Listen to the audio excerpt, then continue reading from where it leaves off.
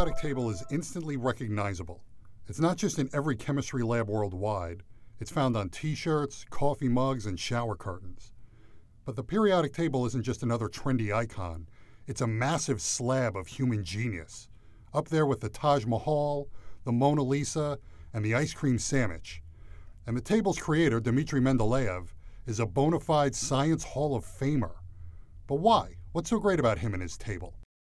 Is it because he made a comprehensive list of the known elements? Nah, you don't earn a spot in Science Valhalla just for making a list.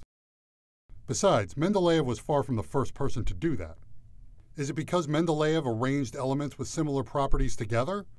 Not really. That had already been done too. So what was Mendeleev's genius? Let's look at one of the first versions of the periodic table from around 1870. Here we see elements designated by their two-letter symbols arranged in a table.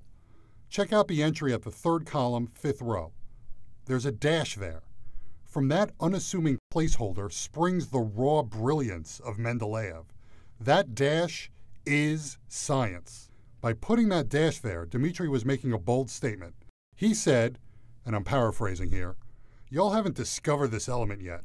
In the meantime, I'm going to give it a name. It's one step away from aluminum, so we'll call it Eka aluminum, Eka being Sanskrit for one." Nobody's found Eka aluminum yet, so we don't know anything about it, right? Wrong. Based on where it's located, I can tell you all about it. First of all, an atom of Eka aluminum has an atomic weight of 68, about 68 times heavier than a hydrogen atom. When Eka aluminum is isolated, you'll see it's a solid metal at room temperature. It's shiny, it conducts heat really well, it can be flattened into a sheet, stretched into a wire, but its melting point is low, like freakishly low.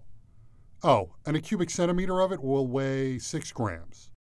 Mendeleev could predict all of these things simply from where the blank spot was and his understanding of how the elements surrounding it behaved.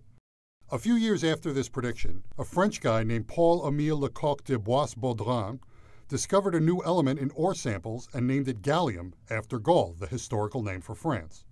Gallium is one step away from aluminum on the periodic table. It's Eka aluminum. So were Mendeleev's predictions right? Gallium's atomic weight is 69.72. A cubic centimeter of it weighs 5.9 grams. It's a solid metal at room temperature, but it melts at a paltry 30 degrees Celsius, 85 degrees Fahrenheit. It melts in your mouth and in your hand. Not only did Mendeleev completely nail gallium, he predicted other elements that were unknown at the time: scandium, germanium, rhenium. The element he called Eka manganese is now called technetium. Technetium is so rare it couldn't be isolated until it was synthesized in a cyclotron in 1937, almost 70 years after Dmitri predicted its existence, 30 years after he died. Dmitri died without a Nobel Prize in 1907, but he wound up receiving a much more exclusive honor.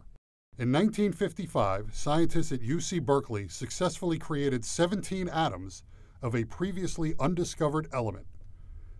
This element filled an empty spot in the periodic table at number 101 and was officially named Mendeleevium in 1963. There have been well over 800 Nobel Prize winners, but only 15 scientists have an element named after them. So the next time you stare at a periodic table, whether it's on the wall of a university classroom or on a $5 coffee mug, Dmitri Mendeleev, the architect of the periodic table, will be staring back.